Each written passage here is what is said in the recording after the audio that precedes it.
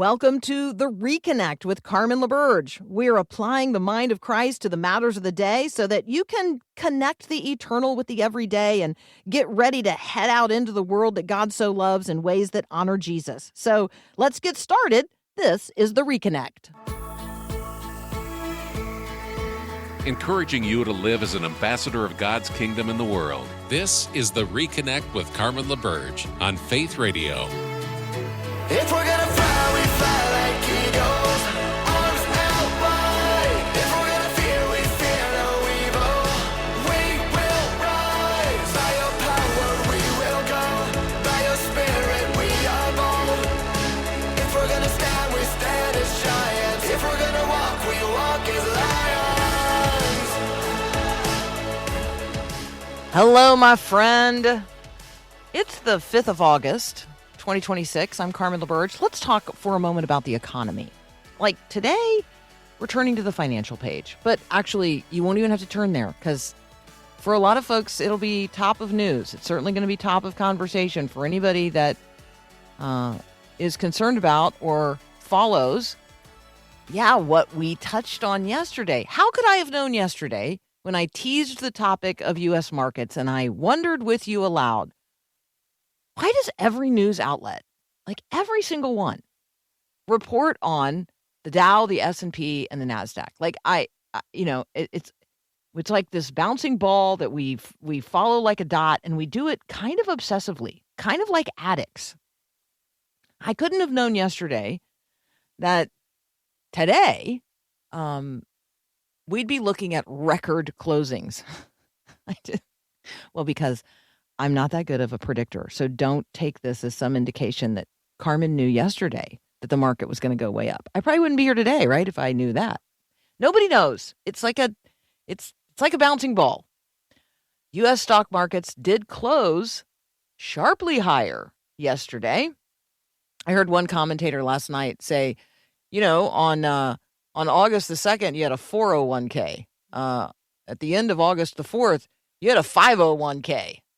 So major indices hit record highs. The Dow Jones Industrial Average gained almost 1,000 points. That's just crazy. I remember when the Dow wasn't 1,000. It finished at 54,085. The S&P 500 rose 136 points, gaining almost 2%. And the NASDAQ gained 671 points, which is a 3% gain as well. So, or nearly 3%. So,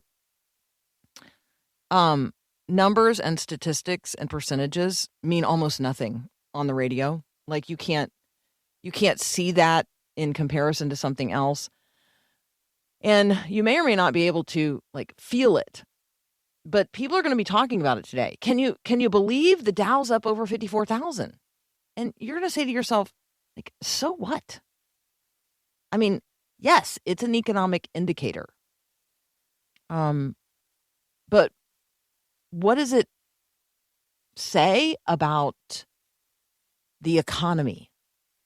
Because I got to tell you, groceries are wildly expensive, and so is gas. In my experience, I'm experiencing those kitchen table concerns.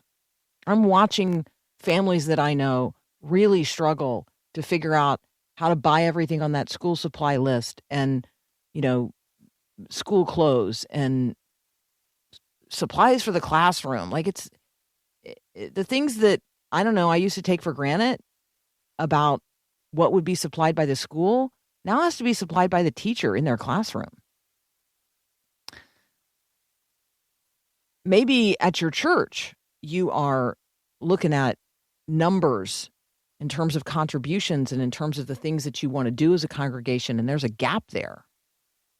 So when we talk about the economy, we talk about our financial capacity. We're talking about all kinds of things. There's all kinds of economies out there, an economy of words, an economy of ideas. How about a kingdom economy? What's the currency of the kingdom of God? I mean, gold is so widely available in the kingdom that they pave the roads with it. So different kind of economy, right? What's the currency in God's economy? You can't take this stuff that you're gathering here with you there. What drives the market in the kingdom of heaven? What are the indices and the indicators that God's watching in terms of the ups and downs in the world today? God's collecting tears. God's concerned about the heart. The currency in God's economy is love. So what's worth investing today? When you think about the kingdom of heaven, when you think about advancing the kingdom of heaven in the midst of the kingdoms of this world, when you think about being an ambassador of the kingdom of heaven, what's worth investing in? What's the sure thing? What's the safe bet? No one in all of human history had more riches than Solomon. I mean, we think of Elon Musk as like so wildly rich, you can't compare his wealth to anybody else. King Solomon was that guy. He was that guy. He ruled in ancient Israel from 970 to 930 BC. He's legendary for possessing immense, unprecedented wealth, unmatched wisdom as well. So the currency of the book of Proverbs is wisdom, not wealth.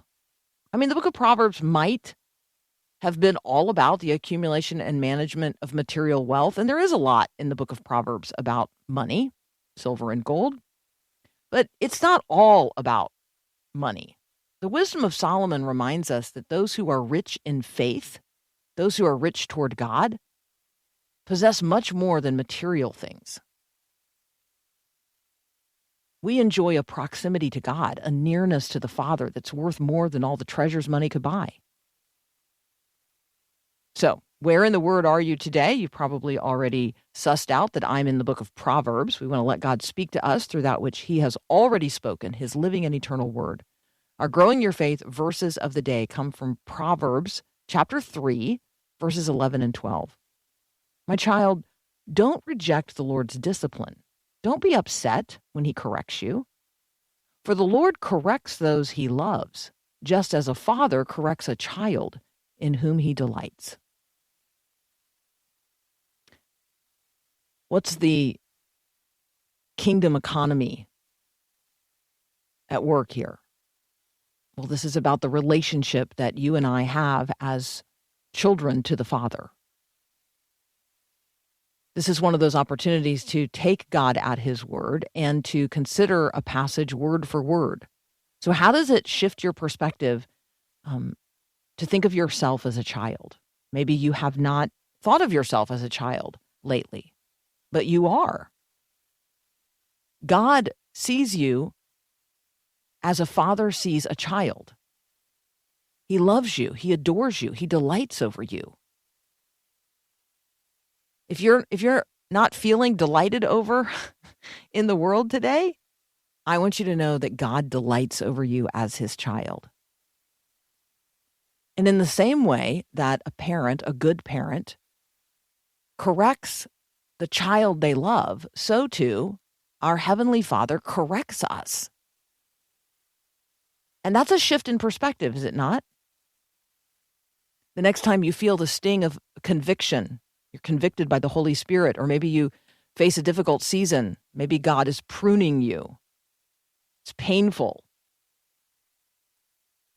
What if we were to turn to our good Father and say, Father, this hurts, but I trust you. I know you're inviting me to learn something. Reveal to me what that is. I also want to encourage you to guard your heart against bitterness. Resentment builds a wall between you and God. Submission, openness builds a bridge. And so turn with an openness to God the Father today. Don't reject the Lord's discipline. Don't be upset when He corrects you. Don't resent God. The Lord corrects those He loves, just as a father corrects a child in whom He delights. Do you trust the Father's heart there? Do you trust that God is correcting you because He loves you? That He's a good Father? That He delights in you as His precious child? take God at his word today and consider the economy of the kingdom of God. We'll continue our conversation next. You're listening to The Reconnect.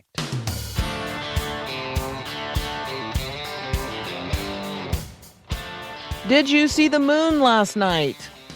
Now, none of us with the naked eye could see what actually happened on the moon last night, but it's a pretty big deal. So you couldn't see it from here, but at 2:35 a.m. Eastern, there was a wreck. There was a crash. Part of a SpaceX Falcon rocket crashed into the moon at 2:35 a.m. Eastern. That rocket portion, it was like part of a booster, was traveling at more than 5,400 miles per hour. It made quite an impression, as you might imagine. So it was the upper stage of a SpaceX Falcon rocket. It's like a 9,000-pound piece of debris. And it was originally part of a rocket that launched in January of 2025. It delivered these lunar landers into space. I mean, it accomplished its mission. But unlike standard missions where the booster then returns to Earth, like it lands out there in the ocean and they go collect it and they use it again, oftentimes, this particular high energy trajectory meant that upper section of the rocket was just going to drift forever in a long, uncontrolled orbit. It was just going to be an orbiting piece of space junk. Well, and it's not alone. There's a lot of space junk out there.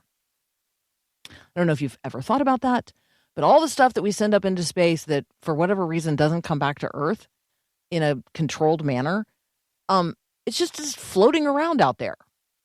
So the actual mission of this SpaceX Falcon rocket to deliver these lunar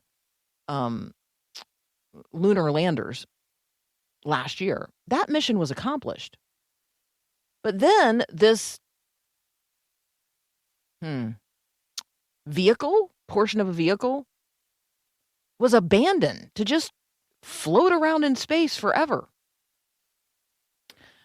So over the subsequent 19 months that it's been out there, the combination of solar radiation and the Earth's gravity and, well, the moon's gravity gradually pulled this piece of hardware into a collision course with the moon. And the crash took place at 2:35 last night. This enormous piece of space junk traveling at 5,400 miles per hour. That's super fast, by the way. It struck the moon near I didn't even know that the moon had places that we've named, but apparently near the northern hemisphere of the moon, there's something called the Einstein crater. And it created a fresh crater that is roughly like 90 feet wide and several meters deep. So, like a big scar. There's a new big scar in the surface of the moon. It also created a debris plume. It ejected lunar dust and rocks hundreds of miles into the air. And because the moon has no atmosphere or energy, scientists are very excited about analyzing how that debris is going to settle. Because that way they feel like they are going to be able to know more about the composition of what's beneath the surface of the moon.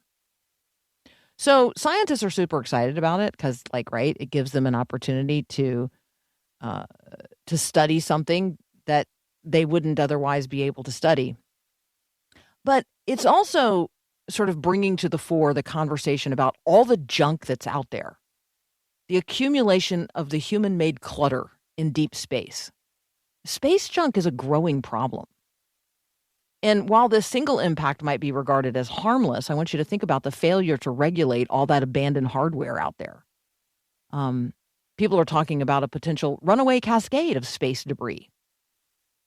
So it would not only make future Earth orbit like highly dangerous, like, stuff's going to crash into your spaceship if you go out there. But imagine for a moment um, the fact that the U.S. plans to build an outpost on the moon as a launching pad for Mars. So imagine that outpost had been built in the location where this thing crash landed last night. So we're no longer talking about like an academic worry. Lunar orbital debris is now moving from the academic worry column into the critical astronaut safety issue column. What's moving around today in the proverbial columns in terms of your concerns? Because you might have like outlier concerns, health, finances, kids, and then those move over into the critical issue column. Things are like an academic worry, like, it's all these kind of, list of concerns. But those move into sort of the critical crisis column. And so I'm wondering today, maybe what has shifted from an academic concern over into the crisis column in your life, a person about whom you are now critically concerned, or something in your own life or lived experience. There are a lot of headlines that might have our attention today. And we'll talk about the outcome of the Michigan Democratic primary for the U.S. Senate at the top of the next hour. But when we come back, I just want to talk with you about something going on in Connecticut, because there's a Connecticut law that aims to expand Islam education in public schools. And I think it is a harbinger of a law that we might see duplicated across the country. And I want you to know about it. So back to school next, here on the Reconnect. You might be the kind of person that goes to Paris and still listens to Faith Radio on the app. And I'm thinking of a particular couple from northern Minnesota. Or you might be more like the person that just goes into the next room in your apartment and listens. Well, the good news is using the app is just as easy in both places.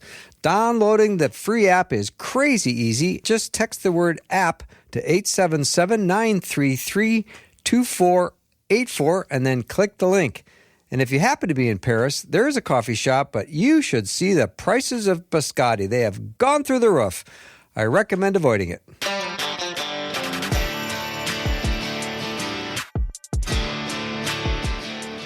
Hello, my friend.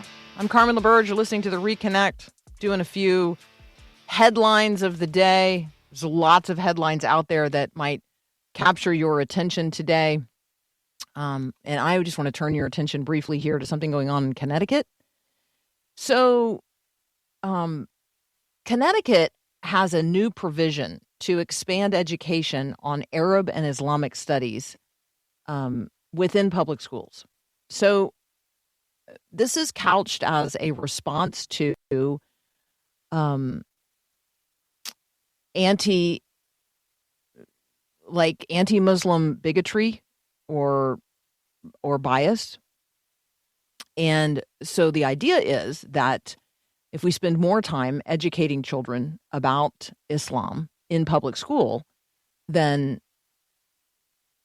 there will be a greater, mutual understanding of one another. So I would say that education on Islam in public schools has been a part of the public discourse for at least 25 years.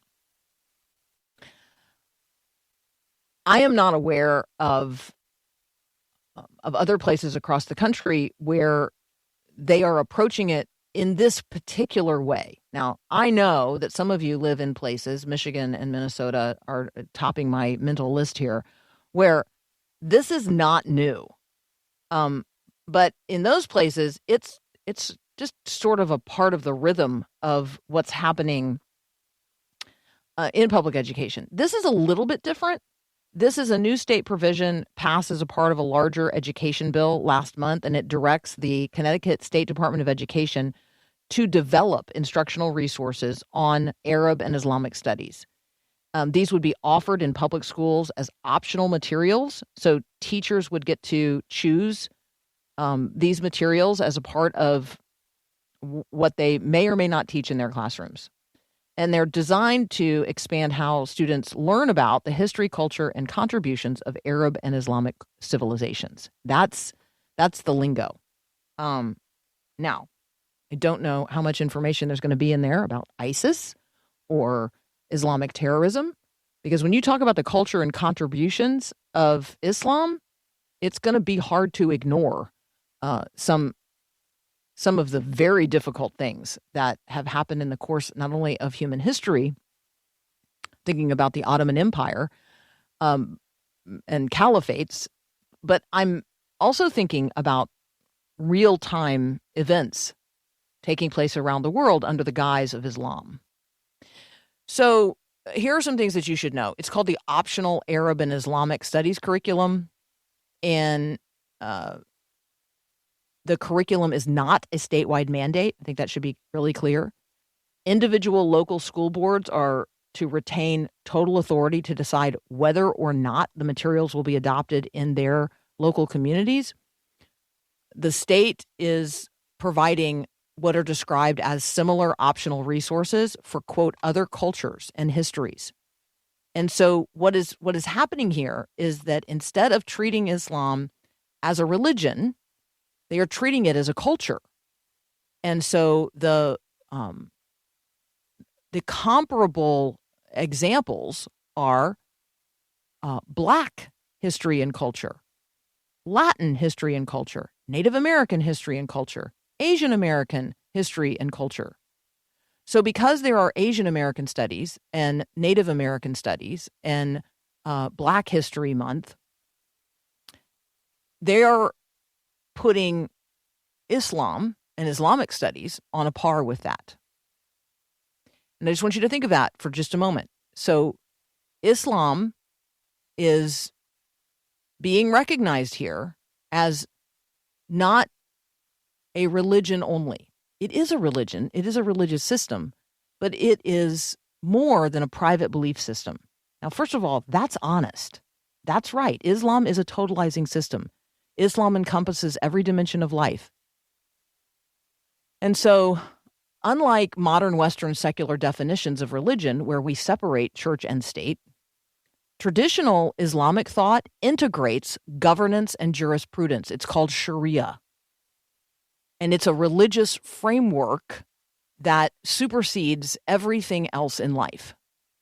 Islam functions simultaneously as a political ideology and a social system, and yes, a person's religious expression.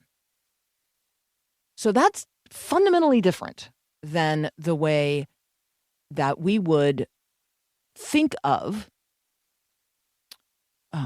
Christianity specifically, but our Judeo-Christian foundations. And so when you talk about a diverse and American landscape where you have a constitutionally protected right to practice any religion or no religion at all, Islam is different because Islam does not leave room in the culture for people to express other faiths. It just doesn't. It's a totalizing system. And so I want you to be informed of this. If you live in Connecticut, I want you to find your friends on this. I want you to pray for wisdom and discernment and favor.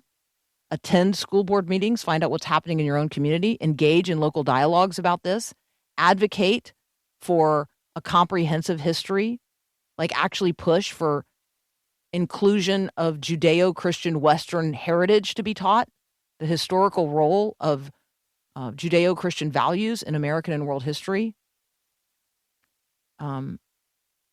And coordinate with others on a statewide level. There are religious and civic groups that are monitoring what's happening in public education, and maybe, use what you've learned here about the liberty to do religious release and advocate for those who want their children to be educated on Islam to have their own kind of religious release program. Students could be released from the classroom during the school day to go study this in the same way that kids are learning the Bible through the religious release laws and LifeWise Academy and other programs. So that would be my encouragement in terms of how you would approach that. And then the other thing is, I would say, and this is for everybody. This is not just for you in Connecticut. This is for everybody. I really want us as Christians to take advantage of the new school year. Like, how could you have, in the same way that schools all over, like there's out there on their signs, they have the date of their open house. Do we have dates of our open house on our church signs right now?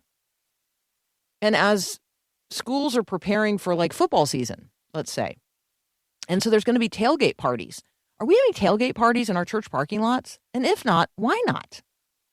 I mean, when we talk about Friday night lights, why aren't we lighting it up as Christians in terms of the light of the world? Why aren't we taking advantage of that? I mean, how could you have a pop-up tent for drive-through prayers, or, take a pop-up tent to some event that everybody is gathering at because of a school thing, and invite people who need prayer to you'll pray with them. Maybe alongside of a school supply giveaway or a pack your backpack event, you could distribute not just Bibles, but maybe meaningful, age-appropriate study materials, old-fashioned tracts. Maybe you could have a comeback to Sunday school. Maybe you could invite people to continuing education. I'm not just thinking here about kids. Like, maybe you could invite people to a reading the Bible program to improve their English. That would be a cool outreach, would it not? And maybe you could have Sunday school on like Wednesday nights with a fellowship meal where people can taste and see that the Lord is good, and you can begin to get to know your neighbors, and they can discover that the church is not a place where, only those people go for that hour on Sunday morning, but it's a place where the whole community is invited to come, to feast together, to grow in fellowship, to love one another, to pray together. I think that going back to school is a wide open door of opportunity for us as Christians. So why don't you have an open house or a tailgate party? Just a thought. Marianne McMillan is going to join us next. We're going to talk about what it means to bridge resilience. So we're talking here about families who have adopted children, former foster youth and their families, and the leaders who walk with them. What does it look like to be fully equipped in that area of life and service? That's up next here on The Reconnect.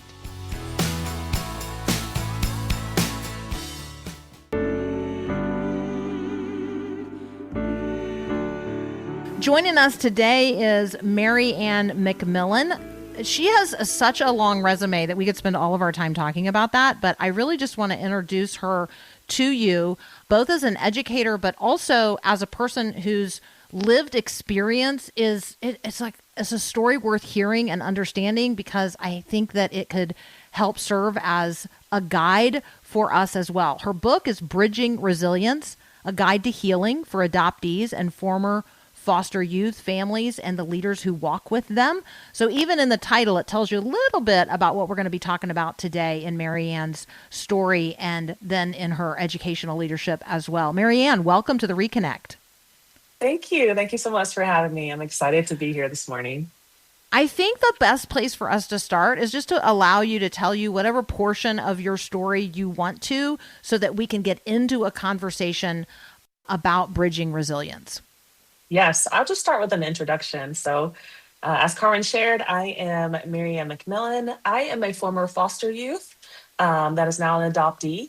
I spent the first 6 years of my life in foster care, and then my last foster mom adopted me and one biological sister together. I was adopted by a same-race family. I have 5 sisters and 8 brothers combined with both families, and I'm the youngest in both families.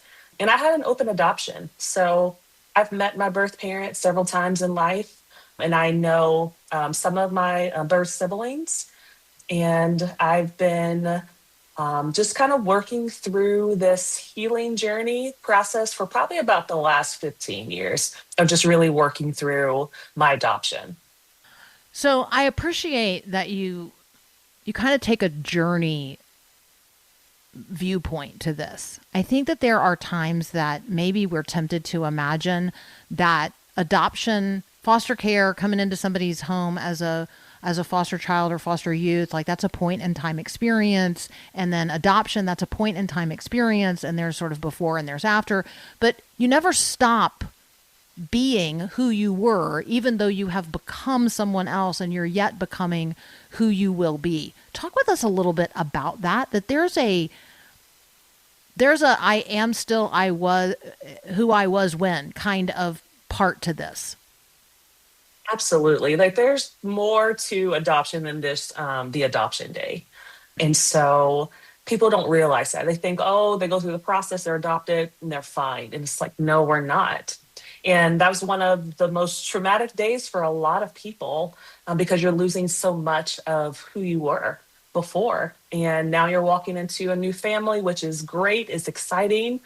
But there are some families who celebrate, their culture, their ethnicities, and still have them be involved with their birth family. And then there's some where once they are adopted, that's it. Like they don't have an open adoption. And basically who the family that they're in now is who they are, who their culture is, who their identity is going to be attached to. And so for me, I was adopted by a same race family, but I still struggle with, acceptance, belonging in this family. And I just thought, well, I just don't fit in here. And so I just thought, that I was just weird. My mom used to call me weird, unique, and it was her way of saying that she couldn't really connect with me. And for me, once I got to college, I just started therapy, started working through what happened to me. Where am I going? Where do I fit in? And realizing that this is going to be where I'm at for the rest of my life, just really working through a lot of different things in my life. I think identity is complicated. I mean, I appreciate how honest you are about that. Let's just touch on being African American and your trip to like Rwanda, like how that felt different than maybe you expected, how you reflect on that now.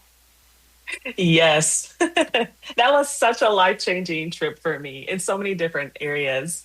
But I've done mission work, humanitarian work for 20 years. And so I've been all over the world. But before my trip to Rwanda, I'd never stepped foot in the continent of Africa. And so I accepted a new position. And within my first week, my supervisor shared, hey, you're going to Rwanda to do some work for what our church was partnering with them on and with. And so I said, okay, that's fine. So I went as a part of an HIV and orphan care team. But I also went because I was doing research for my dissertation. And so I had a reason to actually go. But when I got there, it was life-changing for me because it was the first time ever in life that I wasn't a minority. And I have always been in predominantly white spaces and went to predominantly white, colleges and universities. And so I've never been able to just blend in. And that was just such an amazing feeling. I appreciate that. I appreciate your reflecting on that. And I'm thinking about your exposure in that to like a whole generation of people who were orphaned and and I guess I'm kind of also wondering when the church uses the term adoption and we talk about being adopted into the family of faith, as a person who has experienced that in your own family, do you think we're using it well? Do you think we're not using it enough? We're overusing it? Like reflect with me for a moment on the language and the theology of adoption in the church. And like everyone's being adopted into the family of God. Yeah, like we're all adopted. None of us are native born. Like it just doesn't work that way. If the kingdom of heaven is something we're all adopted into. It is that language, it bothers me a little bit because it's very harmful to adoptees. Yes, there's truth there. We are.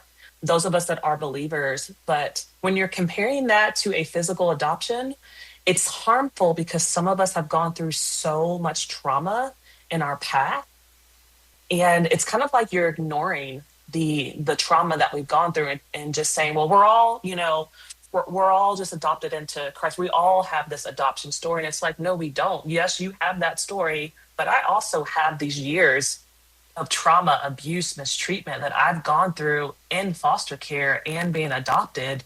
And it's not the same. And it's very harmful.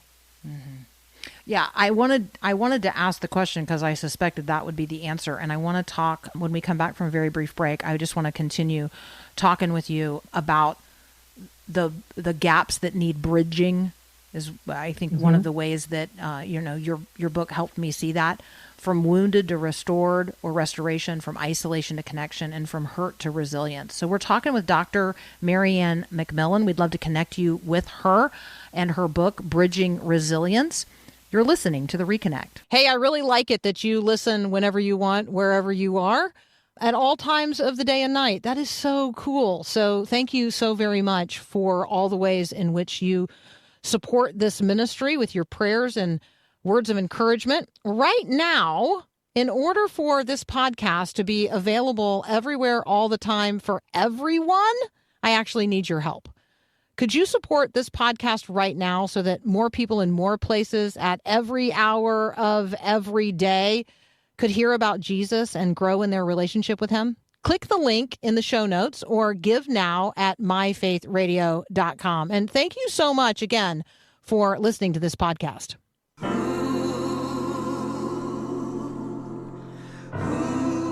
Continuing our conversation with Dr. Marianne McMillan, the book is Bridging Resilience. It's a guide to healing for adoptees and former foster youth, families, and the leaders who walk with them. This is a great book for you personally, but also for your church and your church family as we engage foster youth and we engage children who are adopted into families and into our church family by extension. And so thank you again, Marianne, for talking with us today. Describe some of the gaps that need bridging. Ooh. Just as adoption as a whole, church, or just everything? I'm letting you interpret the question the way like what's the gap when you're like mind the gap? Which gap do you want us to mind first today? One of the biggest ones is listening to adoptee voices. And so there are a lot of resources out there for families. There's books, there's podcasts, there's conferences. But I think an area that it still needs to be worked on is just really listening to adoptee voices, our experiences, and basing these trainings around just some of our experiences. Because I've seen, being an academic, but also being an adoptee, there's just a lot of materials and resources that are more research focused, but they have not asked any adoptees for their thoughts and opinions. They've only asked parents, which is one of the main reasons why I wanted a section of my book to be just for adoptees and former foster youth, and then parents, and then everybody else. I did not want to leave out adoptees because our voices are so important and there's so much work that we need to do. And there's just a lot of resources for parents. So that is one area. One of the other areas is, I'm sorry, what were you going to say? No, go right ahead. One of the other areas is just letting people know that adoptees and former foster youth will always live in this place of grief and gratitude, like for the rest of our lives. And we don't have to be grateful for our adoption. I mean, there's a lot of us that are, but also know that we can be grateful, but also just grieve the loss that we've gone through and know that we're constantly going to be living in this space. That is so honest and I think so helpful. And I think that both of those, listening to adoptee voices and then this recognition that adoptees and former foster youth are going to always live in this complex space of both grief and gratitude, it's so true. I have a grandchild who came into our family through foster care and adoption. And he's not old enough yet for me to ask him to tell me his story, but it's different. he's always going to be a different person than he would have been if the world had been such that he could have been raised by his biological mom and biological dad. Like if the world had been working in such a way that raising their own son worked for them, even though he's loved, even though he's, fully ours, right? I recognize that he has a different experience in our family because of the way he came into our family. And I think that the willingness to allow for the grief, because you're the person that's on the ground, I'll say it in like the worst way possible. Well, the child who has been in foster care and has now been adopted, like they should just be grateful and they should just leave all of that other stuff behind. Now, none of us who have walked through difficulty of any kind have left it behind. And so to expect a child to do that is utterly ridiculous. And so I just appreciate the honesty with which you say it. And you're not doing it from a place of intending to hurt other people. You're doing it from a place of recognizing that I'm a wounded person and that matters. And that doesn't go away. Absolutely. And it never will. And for children, you'll see just some of them processing what they've gone through in behaviors. And I think in adults is also behavior, but also it comes out a lot in friendships, relationships, very high mental illness in adoptees and former foster youth, anxiety and depression. So you'll see some of this in, later on in life and in their adulthood if they haven't had the opportunity to start processing things, or they are, and these are just things that they're going to constantly deal with for the rest of their lives. Mm-hmm. When you say we should listen to adoptee voices, are there some questions we could put in our pocket, leading questions that we could or should ask, or maybe that we could or should avoid? A great question. Let's ask me this one. Hold on. Let me think through this one for a second. I know for me, I don't want people to necessarily I'm very protective of talking about my birth family as a whole. One, because I know them, but I don't have a relationship with them that well to share just kind of personal stories about them, especially my birth parents and just their circumstances. And so you can ask me about me, my life, how I'm processing things, how I'm moving through life. But I think that there are some parts of our stories that if you don't have a relationship with us, you don't need to ask. And a lot of us don't want to share our stories. A lot of times we don't want to share it because people just don't believe our stories. Some of the things that I've gone through in foster care with abuse and mistreatment, speaking up, trying to advocate for myself and not being heard by adults, when things like that have happened to me, that I don't speak up ever again. And so we just want to be, if you're going to ask us our thoughts and opinions, actually listen to us, apply some of those things. If you're not going to do that, then don't ask. Yeah, I think that some of that highlights what we've talked with other people about in terms of talking with people who are just survivors of trauma of any kind, to be become a person who is safe to tell. And being a person who is safe to tell might, over the course of time, mean that you and I would develop the kind of relationship where you would feel free to offer a story. But that doesn't mean I'm free to ask. And sure. I think that's really, really helpful. I think that's maybe the most helpful place that we could land our conversation today. Marianne, thank you for joining us on the Reconnect. Thank you for Bridging Resilience, the Guide to Healing for Adoptees and Former Foster Youth Families and the Leaders Who Walk with Them. So thank you for the book. Thank you for the conversation today and your willingness to be vulnerable, because I recognize that in and of itself is a gift to the rest of us. So thank you. Thank you so much for having me.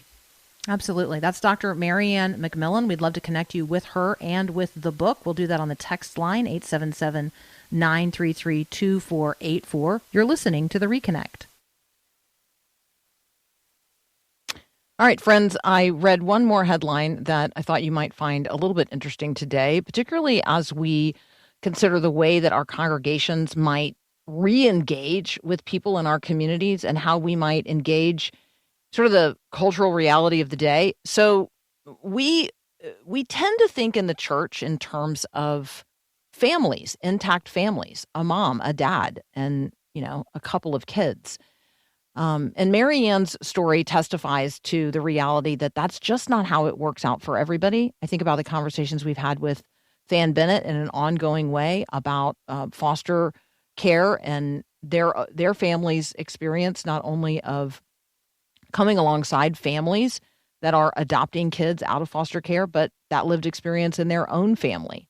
And it reminds me that not everybody in the culture, in fact, overwhelmingly, increasingly in the culture, people are single.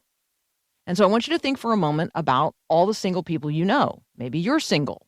Maybe your children are single. Maybe your siblings are single. Maybe your parents are single. Maybe your friends are single. Maybe you work for someone who is single or with someone who is single. I want you to think about all of the single people in the world today and the desire that each and all of us have to be connected into a family, adopted into a family of faith.